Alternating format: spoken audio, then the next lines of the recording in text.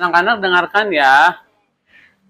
Jadi semoga bisa diambil hikmahnya cerita ini, kisah ya. Ada seorang perempuan ya, namanya Ummu Ja'far. Ya.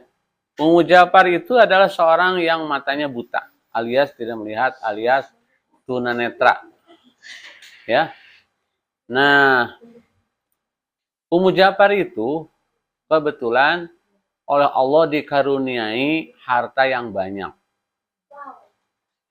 Kalau istilah sekarang sultan, ya.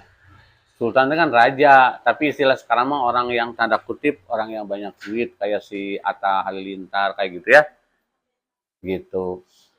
Kayak Pak Agus. Amin. Ya. Nah, itu sultan. Nah, tapi kekurangannya itu tadi, matanya buta. Kemudian tiap hari beliau tidak pernah berhenti untuk bersedekah. Ya. Dan diutamakan adalah orang yang memiliki kekurangan penglihatan seperti beliau sendiri, Ummu Ja'far. Yaitu kebetulan ada dua wanita yang sama-sama buta. Ya, sama-sama buta. Dan miskin dua-duanya. Ya, yang tiap hari menerima sedekah dari Ummu Ja'far. Menerima dari Ummu Ja'far. Nah, kemudian Ummu Ja'far bertanya kepada dua wanita yang sama-sama buta itu. Pertanyaan seperti ini.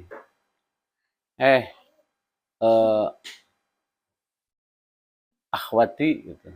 Saudaraku, akhwatani, kedua saudaraku yang sawaun, yang sama-sama seperti saya buta. Saya mau tanya boleh? Boleh, katanya. Kata dua wanita itu. Saya mau bertanya dan Anda jawab masing-masing. Pertanyaan yang pertama diajukan kepada wanita buta yang satu. Pertanyaan begini, kamu berharap memperoleh rezeki dari siapa? Jawab si wanita buta yang pertama, dari Allah Subhanahu wa taala. Terus kata wanita yang satu lagi, jawabnya adalah saya berharap dari belas kasih Anda, Ummu Ja'far, gitu. Belas kasih Anda. Karena yang memberikan sedekah itu Anda kepada saya tiap hari. Ya udah. Ummu Ja'far itu kepada dua wanita yang buta itu memberikan sedekah yang berbeda. Kepada si wanita buta yang pertama yang berharap rezeki dari Allah diberikan uang 2 dinar. Ya, sekitar 200 ribuan. Kurang lebih ya istilahnya. Kemudian yang satu lagi, si wanita buta yang kedua harapannya apa? Jawabannya tadi. Belas kasih dari Ummu Ja'far. Oleh Ummu Ja'far diberikan 1 buah roti dan daging ayam, di dalamnya diselipkan uang 10 dinar. Lebih banyak kan? Yang buta yang ke-1 hanya diberikan uang pakai amplop 2 dinar, sementara bukan jahra dinar, bukan. Ya. Kemudian yang wanita yang kedua diberikan sekerat roti dan daging ayam, dan diselipkan di dalamnya, di dalam roti itu ya, uang sebanyak 10 dinar. Jelas kan beda jauh. Uangnya udah beda antara 2 dinar dan 10, kemudian dikasih roti dan daging ayam. Gitu. Nah, kemudian setelah itu pulanglah kedua wanita buta itu, ya. Dan wanita buta yang kedua itu berpikir begini, loh, dia kan dikasih uang 2 dinar, kok saya cuma dikasih roti sama daging ayam, paling harganya setengah dinar. Ya, paling setengah dinar, nominalnya kalau diuangkan setengah dinar. Ini 2 dinar, kan lebih banyak 2 dinar daripada setengah dinar. Udah tuker dong ya. Roti saya tuker sama uang 2 dinar kamu, boleh enggak? Kata si buta kedua kepada si buta yang ke-1. Karena kesabarannya, ketawakalannya orang buta yang pertama itu, meskipun tahu 2 dinar itu lebih banyak jumlahnya daripada roti dan daging ayam, sepotong daging ayam. Karena si buta yang kedua memohon, katanya alasannya macam-macam, karena saya banyak anak gitu. Jadi kalau kamu mah cuma sendiri, cukup roti aja ya. Saya mau butuh uang buat beli beras, beli macam-macam buat anak saya. Ya udah nggak apa-apa, dengan senang hati. Yang si buta yang pertama yang memperoleh uang berapa? 2 dinar itu ditukar kepada orang wanita buta yang kedua yang hanya menerima 1 kerat roti dan ayam. Dan dua-duanya juga nggak tahu bahwa di dalam roti itu ada uang 10 dinar, nggak tahu.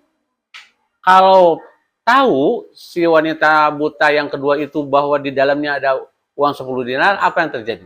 Mau nggak ditukar? Mau ditukar nggak dengan uang 2 dinar? Ya tidak mungkin, karena tahu di dalamnya ada uang 10 dinar. Tapi karena tidak tahu bahwa di dalam roti itu ada uang 10 dinar yang diselipkan oleh Ummu Ja'far, yang dikiranya cuma segitu, ditukar. Dan setiap 10 hari, Ummu Ja'far itu memberikan yang serupa, bahkan ditambah uangnya. Kalau si buta yang pertama hanya diberikan uang 5 dinar, yang si buta wanita yang kedua dikasih 100 dinar 10 hari kemudian. Dan seperti yang pertama itu ditukar terus. Itu ditukar. Maka akhirnya si wanita buta yang pertama yang yang dikira oleh kita tidak akan banyak hartanya karena ditukar terus hanya dengan sekerat roti. Sedangkan si wanita buta yang kedua terus-terusan dapat uang, yaitu pertama 2 dinar, terus 10 dinar. Padahal si buta yang kedua pertama dapat uang yang harusnya 2 dinar menjadi 10. Terus 10 hari kemudian yang harusnya menerima 5 dinar menjadi 100. Berarti lebih banyak karena namanya juga buta. Dikiranya, banyak uangnya. Jadi kaya, akhirnya si wanita buta yang pertama menjadi kaya sehingga tidak membutuhkan lagi pemberian. Sementara si wanita buta yang kedua, yang ditukar itu, yang dikira uang 2 dinar dan 10 dinar itu banyak, padahal lebih banyak si buta yang pertama yang ditukar kayaknya, akhirnya tetap miskin. Tetap miskin. Kira-kira menurut kamu apa yang bisa diambil dari kisah itu? Ya? Enggak. Apa yang dapat diambil hikmah kisah itu untuk kita ambil pelajaran? Dijadikan ibroh. Bisa enggak?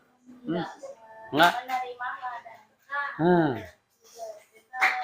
Itu yang ke satu. Yang kedua apa? Yang lebih urgen dari itu apa? Yang lebih penting dari itu apa? Bersyukur. Ya, bersyukur. Terus yang lebih dari itu. Lebih dari itu. Yang kelebihan yang dimiliki oleh si wanita buta pertama, yang kelebihannya apa?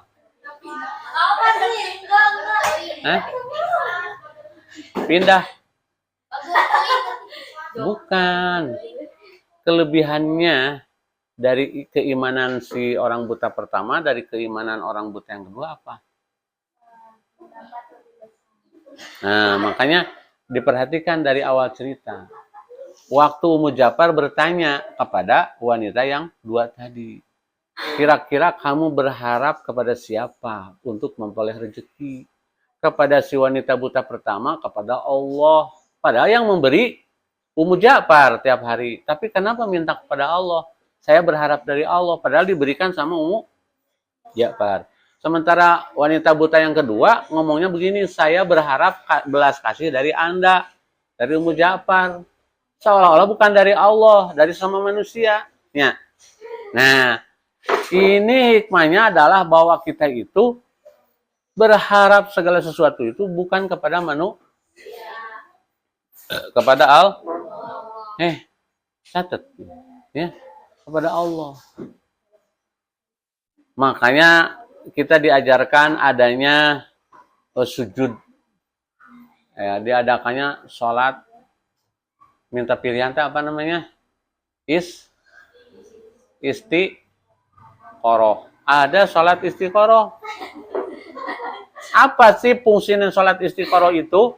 Sholat istiqoroh itu sholat 2 rakaat untuk meminta pilihan ketetapan Allah. Ya. Ya. Kapan? Di saat kita butuh. Ya. Kita hanya berharap kepada Allah ketetapan Allah, bukan kita. Misalnya, kita boleh memilih yang terbaik menurut pikiran kita. Boleh. Tapi pada saat tertentu, ujungnya kita tetap kita bertawakal atau berserah diri kepada Allah. Contoh, dengerin. Contohnya nih, kita usaha dagang apa ya? Mau dagang mau apa? Kita harus menjalankan hukum-hukum sababiyah. Cicing atuh porohan. Apa hukum sababiyah itu? Hukum kausalitas, hukum sebab akibat. Ya. Hukum sebab akibat. Sebab ini akibat begini. Sebab begini akibat begini. Ya. Dengerin. Ini dagang nih. Kalau dagang ingin maju, ingin laku cepat, ya, tapi di luar hukum sebab akibat, bagaimana caranya? Dagang ingin cepat payu, cepat laku dan habis, bagaimana caranya? Tapi itu tidak melalui hukum sebab akibat yang benar, sebab akibatnya. Jadi hukum sebab akibat itu harus benar kita memperolehnya. Ya. Contoh, kita sakit nih. Sakit itu bisa sembuh hakikatnya oleh Allah kan. Tapi kita harus berikhtiar mencari obat penyembuh yang cocok. Misalnya, 3 hari ini sakit perut, diubaran ke bodek, nyambung tuh. Kan nggak nyambung. Ya, baik, bagus. Kan yang menyembuhkan Allah. Mau pakai bodek, tapi kan tidak sesuai dengan hukum sebab akibat yang benar. Tapi sebab akibatnya yang tidak benar. Dengerin atuh agar cepat pulang. Misalnya, 3 hari ini itu makan bodek. Padahal sakit perut. Sakit perutnya nggak sembuh. Malah menjadi suhunya dingin karena ada obat penurun dingin. Nah, jadi tiris begini tubuh saya karena memakan obat penurun panas di sana. Dia memiliki akibat yang salah karena sebabnya salah. Tapi kalau sakit perut beli Enterostop misalnya, bukan iklan nih. Minum Enterostop itu kan sesuai dengan fungsinya untuk menyembuhkan perut. Ya. Misalnya kamu sembuh, bersyukur kepada Allah. Dan kamu harus yakin yang menyembuhkan itu bukan obat, tapi izin Allah. Allah mengizinkan selama yang dilaluinya benar. Ya. Pak Agus, pernah teman saya, dia itu sakit perut, ya, makan obat batuk, jadi sembuh. Yang menyembuhkan kan Allah, ya kan? Jadi sembuh. Itu apa namanya? Istidraj. Yang menyembuhkan Allah, tapi Allah tidak suka kepada dia. Salah ini, tidak jadi amal soleh. Cara menyembuhkan seperti itu. Meskipun dia sembuh. Nah, kita rezeki, kembali kepada rezeki ya. Yang tadi, kita mencari rezeki dengan cara yang halal. Terus kita dapat memperoleh rezeki yang halal itu. Kita bersyukur kepada Allah. Allah ridho tuh. Allah ridho tuh. Ridho karena kita memperolehnya dengan cara yang halal dan tidak melanggar aturan-aturan Allah. Contoh yang kedua, dia korupsi, uangnya banyak, miliaran. Beli mobil banyak, segala macam. Yang memberikan rezeki Allah bukan. Padahal dia hasil korupsi kan. Allah bukan yang memberikan rezeki. Allah, tapi Allah tidak ridho. Apa namanya? Istidraj. Nah, istidroj. Allah memberi tapi Allah tidak ridho. Berarti kita dituntut untuk benar. Cara niat pun harus benar. Kan kalau mau mengerjakan sesuatu doanya cuma bismillahi tawakkaltu ala Allahi wala haula wala quwata illa billah. Bismillahi tawakkaltu, dengan nama Allah aku tawakal kepadamu. Aku tidak memiliki daya dan upaya kecuali apa yang ditetapkan olehmu, gitu kan? Gitu. Agar kita benar, caranya yang benar. Tapi ada lagi. Nah, ini contohnya kita berharap kepada Allah, ya kan? Kita mencari rezeki sesuai dengan ketetapan Allah, dengan sebab-sebab yang baik, yang benar. Tidak korupsi, tidak mencuri, tidak curang. Pokoknya benar aja ya. Halo? Pokoknya benar. Terus dia itu tidak memperoleh apa yang dicita-citakannya. Usahanya bangkrut terus. Usahanya nggak jalan. Udahlah, jangan cari. Contohnya kalian, dunia kalian ada belajar, ya. Kamu itu udah belajar habis-habisan, siang malam belajar. Alia, Desti belajar habis-habisan, tapi dia bodoh terus, nilainya tidak baik, sehingga menyebabkan dia tidak lulus. Ada nggak kejadian seperti itu? Aing gan ini nih untuk ngepisan nih. Dengerin, dia itu tidak berhasil, tidak lulus naik kelas, padahal dia sudah usaha, udah menghafal segala macam, ya. Bagaimana? Apa yang harus disikapi oleh orang tersebut? Harus frustasi? Kenapa saya kan udah ngapalin siang malam, ternyata hasilnya tidak memuaskan. Nah, orang yang beriman tidak frustasi. Dia akan tawakal kepada Allah. Dia akan tetap bersyukur kepada Allah. Masalah hasil, ya. Dengerin atuh, masalah hasil itu ada yang keberhasilan yang tertunda istilahnya. Kalau tidak berhasil sekarang, mungkin Allah sedang menguji saya, kesabaran saya. Kenapa saya tidak berhasil lulus? Saya tidak akan frustasi, tapi saya akan menjadikan ini sebuah ujian dari Allah untuk kesabaran saya. Sabar enggak saya? Kalau tidak sabar, berfrustasi. Enggak usah, saya mau ngaji, mau sekolah, keluar, lulus we. Tapi orang sabar tidak. Tetap saya akan belajar. Karena yang dihitung oleh Allah bukan endingnya, tapi perjalanannya. Benar apa salah? Si eta muni kacida pisan ka aku teh nya. Dengerin. Jadi caranya yang dinilai oleh Allah. Benar atau tidak? Kalau salah, Allah akan melaknatnya. Kalau benar, Allah akan memberi pahalanya. Terus tinggalin ngamuk sedikit, tinggalin ngobrol wae. Ya. Seperti itu. Paham tidak? Coba kalau paham, ada beberapa pertanyaan.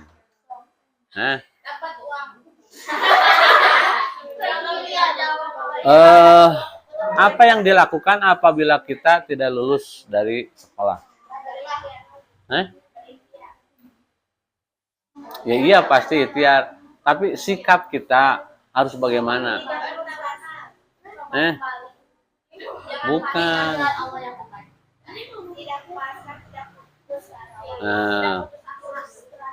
Tidak putus asa, terus dan kita, kenapa kita tidak putus asa? Kenapa kita tidak frustasi? Kenapa kita harus belajar lagi? Kenapa? Nah, itu dia dapatnya. Karena adanya iman kepada Allah, dia selalu tidak buruk sangka kepada Allah. Bukannya kita buruk sangka kepada Allah, ya Allah, berarti Allah terbenci sama saya. Allah itu tidak suka sama saya. Bukan, tapi harus kita harus menyangka bahwa Allah sedang titik-titik kepada kita. Nah, apa yang diuji oleh Allah kepada kita? Kesabaran. Nah, Dan itu yang mahal. Anak-anak, isi eta, dengerin. Yang mahal di dalam kehidupan itu adalah sabar. Itu yang banyak tidak lulus manusia. Ya, mau orang biasa, mau ustadz, mau ulama, banyak yang tidak berhasil. Ya, bahkan Nabi pun ada ya yang frustasi. Nabi siapa yang frustasi? Sempat frustasi. Nabi apa?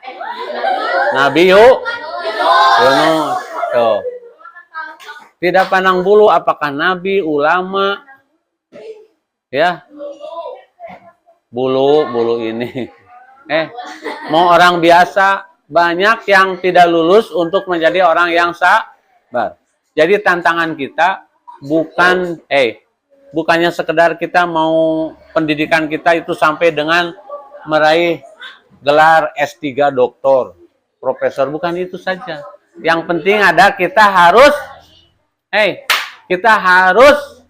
meraih sabar.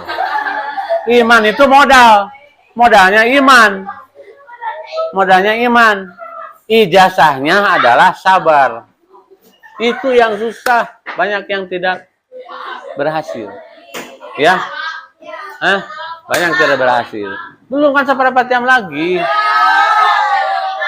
Kita tidak boleh menyalahi aturan. Nah, demikian, semoga bermanfaat. Wassalamualaikum warahmatullahi wabarakatuh.